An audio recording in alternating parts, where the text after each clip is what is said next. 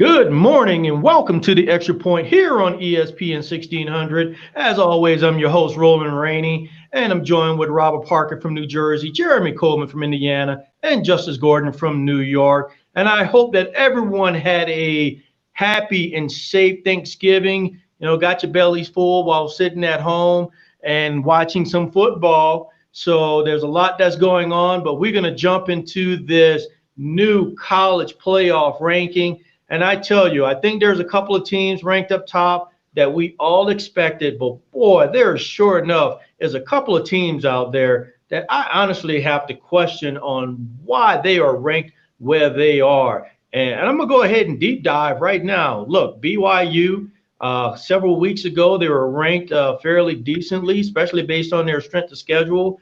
But now they just got tossed to 14. That's just, to me, is like a slap in the face. And you got Miami. Miami has a pretty good schedule, one loss. Several weeks ago, they were sitting at 4-1, 2-1 in conference.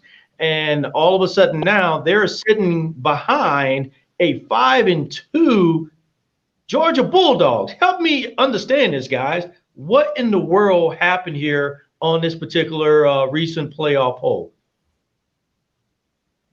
Yeah, I'll tell you this, Roland. Honestly, it's a couple of teams, just like you mentioned, that's, ranked high that really shouldn't be there. If you look at it, you take Georgia, who's 5-2, and you take Oklahoma, who's 6-2. You have two lost teams that's head of an Indiana team that just went down to the wire with Ohio State. So if you look at me, and I tell you, I would have Indiana and BYU ranked higher than what they are. But ultimately, I think everything is going to kind of play out.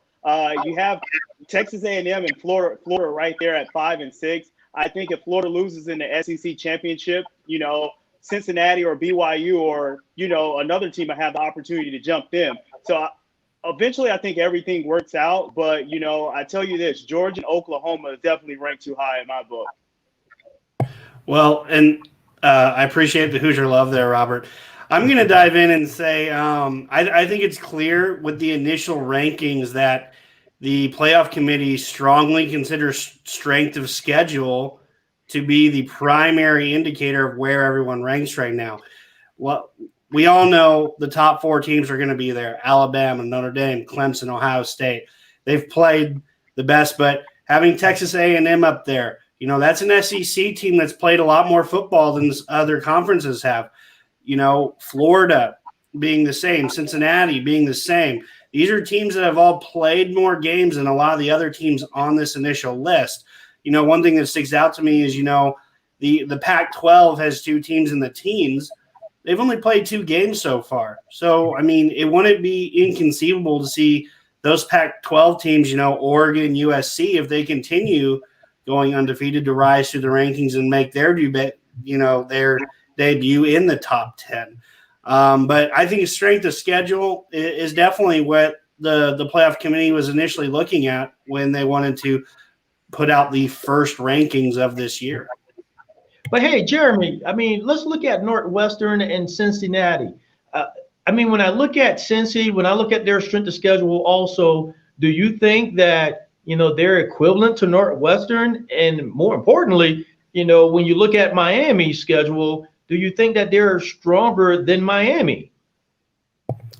I'm not going to say that they have a stronger strength of schedule, but one thing you have to remember is that they are undefeated, and they are coming from a group of 5. At one point in this ranking, you were going to have to give Cincinnati their due credit. They are undefeated. They're playing great football.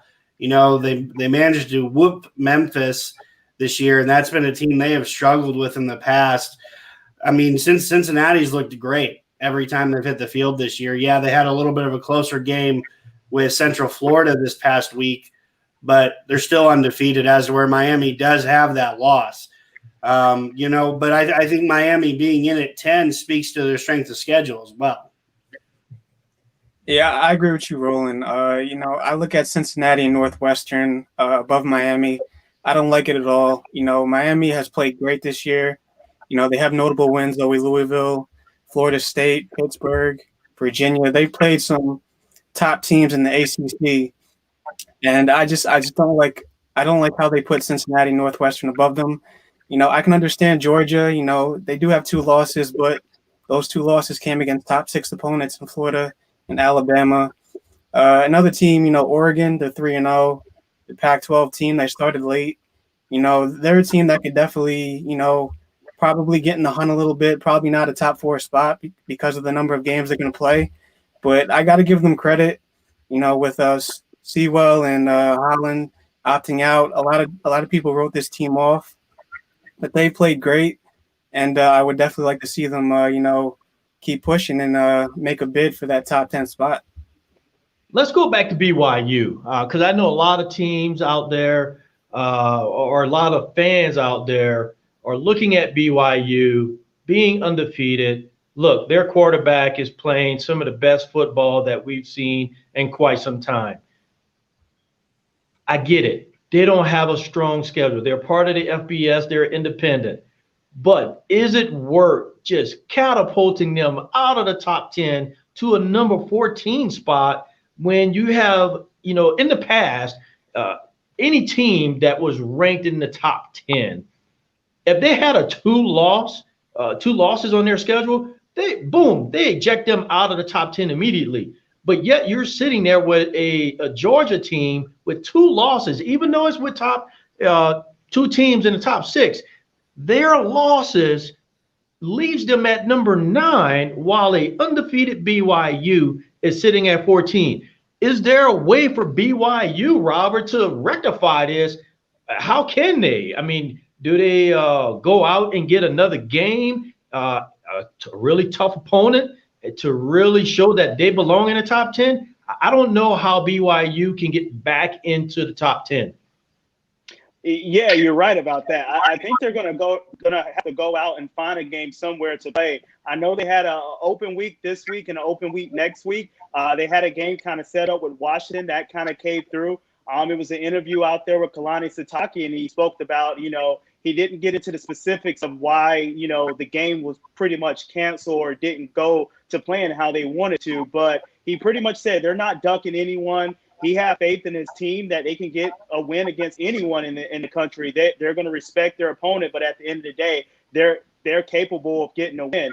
And let's just go back to BYU's original schedule that featured, Utah, Michigan State, Arizona State, Minnesota, Missouri. So a lot of those games, if they were played during a regular season, we wouldn't be having this conversation about BYU's strength of schedule. But unfortunately, due to a COVID pandemic year, that's what we're talking about right now. But I'm not going to take anything away from this BYU team and this BYU program. I think it's amazing. Just like you said, Zach Wilson is playing at a Heisman level caliber. And I think, they can compete with the Cincinnatis and Northwesterns of the world. So I would definitely have them in my top 10. Well, I tell you, when I look at this recent poll, this recent structure, I just can't fathom some of the logic used between number 7 and number 11. There's just some logic there. And I don't know, maybe to Jeremy's point, maybe it's based on strength of schedule, but I think there's a little bit of illogical use of the actual notion of strength of schedule. And on top of that, some of the COVID issues. And then, of course, some teams having to cancel a lot of games, rearrange schedules and so forth. So I'm quite sure this is not going to be the last end all be all with this particular layout. Now, in the next couple of weeks, where do you guys see any adjustments taking place? I mean, do you see anybody catapulting up maybe from where they are, or maybe even dropping like a Northwestern? Do you see a Northwestern dropping anytime soon, or maybe a Miami moving up a couple of spots, hopefully here in the next couple of weeks? Well, one thing I expect to see happen is I expect to see the 3 Big 12 teams that are all ranked in the teens. I expect them to fall in the rankings. I think they got a little bit of benefit of the doubt because they are a Power 5 conference. But really, when you look at Iowa State, Texas, Oklahoma, they all have 2 losses on their schedule, and they're ahead of teams like Oregon, who's 3-0 right now. I would have definitely ranked Oregon ahead of those guys. I understand they've played less games, but we're talking about an overall quality of work here.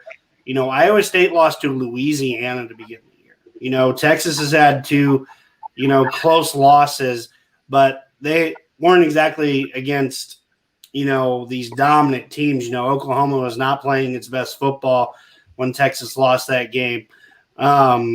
Just in general, I just didn't think the Big 12 – I think they were given a little too much credit in this initial rankings, but I expect to see that kind of even out as the schedule goes forward because I think you're gonna see Oregon, USC go undefeated in their schedules. I think they're going to probably end up playing each other, and if there's a Pac-12 championship, I kind of forget how their season's kind of laid out, but I personally would have had the Pac-12 teams down a little higher. I think they're there because they've had some notable wins.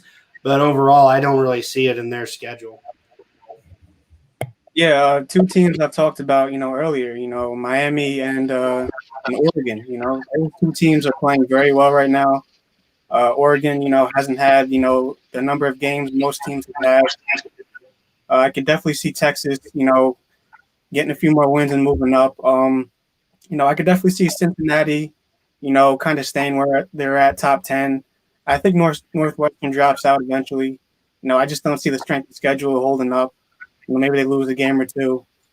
But, I think Miami should definitely be a lot higher than what they are. Georgia might fall out depending on if they lose a few more games or one.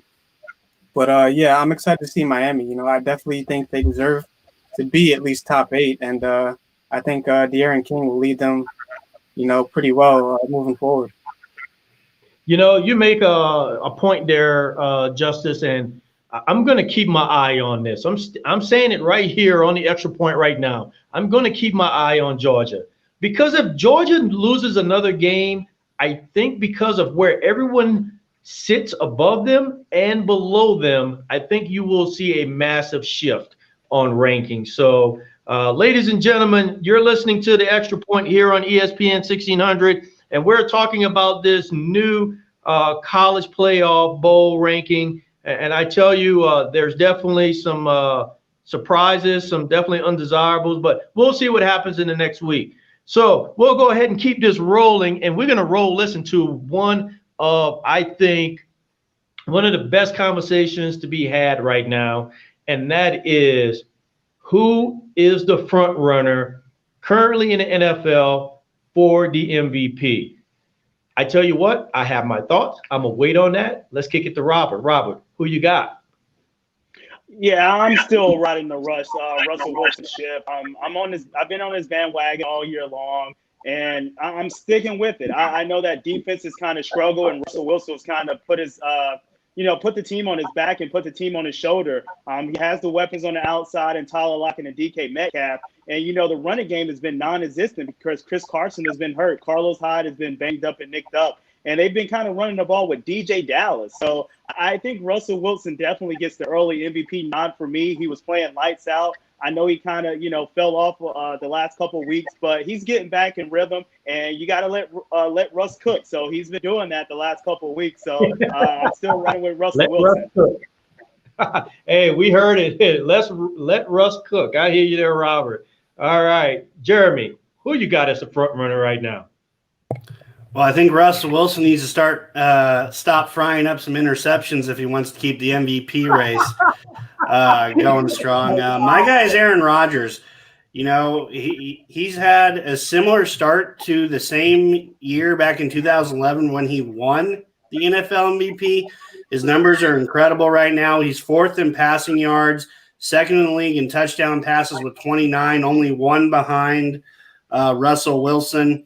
And then he's also 8-2. So on a winning squad, I think that's always something that gets looked at. But their trajectory is in the right way. That they had a weird, awkward loss this past weekend in Indianapolis. They had a chance to go down and win that. And Marquez Valdez-Scantling, fumbled the ball there. And you could just tell Aaron Rodgers was like, dang, that's going to end this little run here. But I think if they would have won that game, we would have said, oh, now they're 9-1. They're looking like the top seed in the NFC, and they still will be one of the top NFC seeds. It's all just going to depend on where now. They're going to be fighting Seattle and a few other teams to see who who can get and secure that number one seed. But I'm rambling here. I do think Aaron Rodgers has looked the best this year. Even when he has not had the weapons at times, he has found a way. I mean, 29 in touchdowns and only 4 interceptions. That ratio is just crazy right now. Hey, ladies and gentlemen, I really wish you can see right now some of the facial expressions from Justice as Jeremy was talking about Aaron Rodgers. So immediately now we got to go to Justice. Justice, who do you have? Yeah, Roland. I hate to burst, the Russell Wilson fans' bubble. Who wanted to see him win an MVP. Early on, I was one of them. I definitely wanted to see him win an MVP. But like Jeremy said, Russ has cooked up too many interceptions this year. He's thrown for 30 touchdowns, but he's thrown 10 interceptions. He's looked pretty sloppy over these past 5 games. And my MVP is Patrick Mahomes. I mean, what this guy did this past week on the final drive of the game. He put that game on rookie mode on the final drive and drove down like the Raiders were nothing. What he does, it puts me in awe when he's on the field. He's having a great season, 27 touchdowns, 2 interceptions. He has a 67% completion percentage. He has the Chiefs at 9-1. He's thrown over 3,000 yards. This kid is the best quarterback in the game. He can do it all. And I really wanted to see Russ win the MVP. But I think he definitely blew it over these past few games. Wow. Okay. Look, the rookie mode that Patrick Mahomes put together for that win, there's no doubt about it. I mean, the guy is about as legit as they come. I mean, it is like watching, someone playing Madden on rookie mode, running around on the field with him.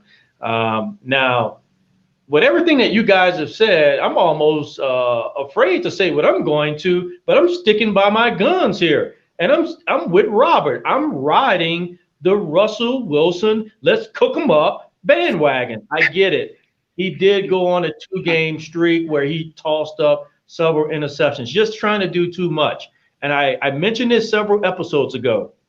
I think the issue with the Seattle Seahawks is not their offense. Of course it's not. I mean, not the way Metcalf is playing, not the way Lockett is catching, especially outside the numbers. He's killing it right now.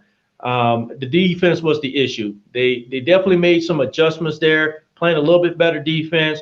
But I will say this, when you are a quarterback and you are currently having a completion rate of 67.1, you're playing legit football. I mean, beyond legit football. And this is where I believe Russell has to walk away with it. Now, there's a lot of good football left to be played. And to your point, Patrick Mahomes continues to find ways to win, continue to find ways to throw the ball deep down the field. I mean, the guy is always going to be in the hunt. Same thing with, as you already mentioned, with Aaron Rodgers. Rodgers is always going to be in the hunt. But I think when you look at quality of play in the season right now and having to take an entire team, put it on his back, and will their way to win some pretty significant games, I think you have to look at Russell Wilson and say he is the guy. Now, I will agree with all of you. He has to stop throwing interceptions. If he can stop throwing interceptions, maybe get away with 1 or 2 more the rest of the season, I got a feeling that he could be our winner. But we will wait and see. I think this is going to be a good one. Who knows? There might be a dark horse out there. I know in some earlier episodes, and yes, I'm going to bring it up, Robert had this fascination believing that Kyler Murray potentially might be the MVP. And I tell you, his name has come up several times. I just don't think, looking at the rest of their schedule, that he will be able to pull it off. But hey, who knows, right? It's the NFL any given Sunday.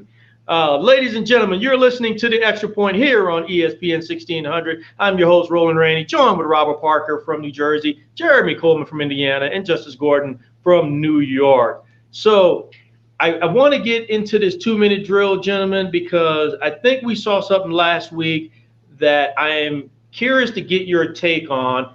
and that's the Miami Dolphins, and that's Tua being pulled out of the game. Magic Fitzpatrick gets into the game, but yet the coach comes out and states that Tua is still the starting quarterback. All right, help me put some logic to this, because a lot of times when you tell a young rookie quarterback that he's your franchise quarterback, you pull him out of a game and put the old vet in. There are some things that can happen there. They seem to have a good relationship, Tua and Fitzpatrick, but still in all, the rookie got pulled out, the vet got put in. I don't know. Talk to me here. What do you think is happening down in Miami? Yeah, I really think this is nothing, if you ask me. Tua kind of been in this situation before. He's been in this situation in Alabama with the whole quarterback controversy thing. Luckily, he was on the other end of it where, he got the starting job and Jalen Hurts got benched. So I think he knows how to handle himself. He's a very mature, quarterback. I think this was a learning lesson, if anything. I think Brian Flores has showed us, he is warranted, the appreciation of the decision-making that he's displayed so far. So I'm not going to go against Brian Flores in this organization. I just think, Tua was kind of beat up. The offensive line wasn't playing fairly well. And the Dolphins could have used a spark, and they went with Fitzpatrick where, he normally gives a spark. His name is Fitzmagic for a reason. But with that being said, I don't see nothing coming out of this. I think this was just a learning lesson for Tua to kind of look for the game on the sideline and say, let's see how I can do a 2-minute drill when my time comes. Yeah, I don't really think anything has changed. I very much agree with Robert here. Tua initially left the game because, he might have gotten nicked up a little bit. I think that's important to notice here. But at the same time, nothing has changed from an organization standpoint. Miami still wants to figure out what they are getting with Tua Tagovailoa. They know what they have in Fitzpatrick. There's a reason why they made the switch to Tua. They want to see if Tua can be a franchise quarterback this year, or at least show the makings of a franchise quarterback. Fitzpatrick, we all know what Fitzpatrick is. He is a very good quarterback who can start in this league. But they are in the mode of thinking for the future. You've got to stick to your guns when you've already said – you're going to ride Tua the rest of the year. You've got to see what he's going to be able to provide you.